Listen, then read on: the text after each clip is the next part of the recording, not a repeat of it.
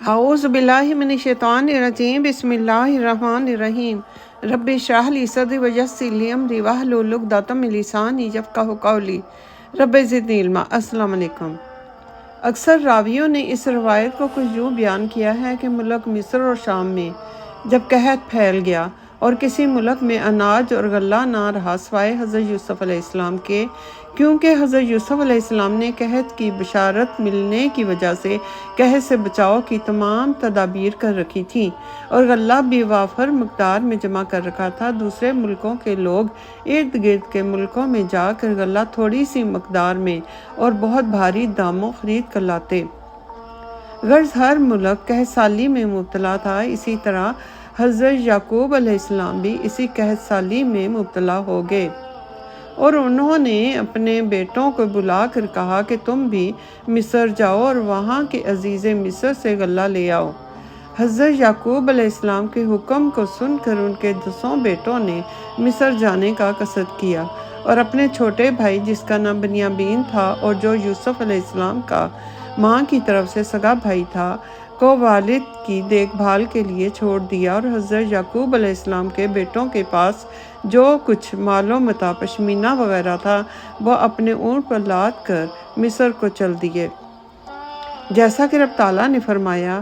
اور آئے بھائی حضرت یوسف علیہ السلام کے اور پھر داخل ہوئے اس کے پاس تو انہوں نے ان کو پہچان لیا اور ان کے بھائیوں نے ان کو نہیں پہچانا۔ حضرت یوسف علیہ السلام ملک مصر کے مختار ہوئے۔ 7 برس آپ علیہ السلام نے خوب غلہ جمع کیا اور اگایا، کیونکہ خواب میں اگلے 7 برس قحط کی بشارت تھی اور اس قحط سے بچنے کے لیے یوسف علیہ السلام نے ہر انتظام کر رکھا تھا۔ اور پھر 7 برس قحط سالی میں بھی آپ کل مختار تھے۔ آپ علیہ السلام نے بہت ہی مناسب داموں غلہ بکوایا اور اپنے ملک والوں اور غیر ملک والوں کے ساتھ ایک ہی طرح کا برتاؤ کیا اور ایک ہی بھاؤ رکھا گیا۔ مگر آپ علیہ السلام پردیسیوں کو ایک اونٹ کے بوجھ سے زیادہ نہ دیتے تھے۔ اس اصول سے تمام خلائق کو سہولت رہی اور قحط کی مصیبت سے بچاؤ بھی ہوتا رہا۔ ہر ملک میں یہ خبر تھی کہ مصر میں اناج اور غلہ سستا ہے۔ یہی وجہ ہے کہ آپ علیہ السلام کے بھائی بھی غلہ خریدنے کے واسطے مصر میں آئے۔ حضرت یوسف علیہ السلام نے جب اپنے بھائیوں کو دور سے پہچان لیا تو فرمایا کہ ان کو میرے پاس لاؤ۔ چنانچہ سب بھائی یوسف علیہ السلام کے پاس آئے تو یوسف علیہ السلام نے یقین واثق سے ان سب کو پہچان لیا اور ان بھائیوں نے یوسف علیہ السلام کو نہ پہچانا۔ روایت ہے کہ حضرت یوسف علیہ السلام اس وقت بادشاہی ٹوپی اپنے سر پر رکھ کر اور شاہانہ لباس پہن کر توق زریں پہن کر تخت شاہی پر بیٹھے تھے، اس لیے آپ علیہ السلام کے بھائیوں نے آپ علیہ السلام کو نہ پہچانا۔ اور بعضوں کا کہنا ہے کہ ان 10 بھائیوں نے یوسف علیہ السلام پر ظلم کیا اور ظالموں کے دل سیاہ ہوتے ہیں، اسی لیے وہ اپنے بھائی یوسف علیہ السلام کو نہ پہچان سکے۔ حضرت یوسف علیہ السلام نے ان سے عبرانی زبان میں بات چیت شروع کی۔ پوچھا کہ تم کون لوگ ہو اور کہاں سے آئے ہو اور کیا کام کرتے ہو؟ وہ بولے کہ ہم کنعان سے آئے ہیں، پیشہ ہمارا شبانی ہے۔ چونکہ ہمارے علاقے میں قحط ہوا ہے، یہی وجہ ہے کہ ہم اناج غلہ وغیرہ خریدنے کے لیے یہاں آئے ہیں۔ حضرت یوسف علیہ السلام نے ان سے کہا کہ ہم کو تو ایسا لگتا ہے کہ تم لوگ جاسوس ہو اور اس شہر میں جاسوسی کرنے کے لیے آئے ہو اور یہاں کی خبریں دشمنوں کو دو گے۔ یہ سن کر وہ بولے کہ ہم 10 بھائی ہیں، ایک ہی باپ سے ہیں اور ہمارا یہ کام نہیں ہے اور ہمارے باپ بھی پیغمبر ہیں جن کا نام یعقوب علیہ السلام ہے۔ پھر حضرت یوسف علیہ السلام نے پوچھا کہ تم کتنے بھائی ہو؟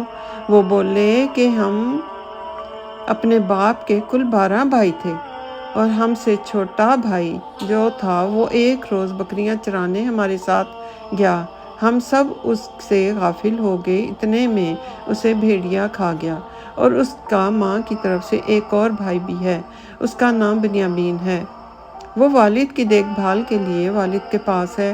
حضرت یوسف علیہ السلام نے فرمایا کہ تمہاری اس بات کی سچائی کا کیا ثبوت ہے کہ تم جو کچھ کہہ رہے ہو وہ سچ ہے؟ اس پر کون گواہ ہے؟ وہ بولے کہ اے عزیز ہم دور سے آئے ہوئے مسافر ہیں اور ہم کو یہاں کوئی نہیں پہچانتا، ہم گواہ کہاں سے لائیں؟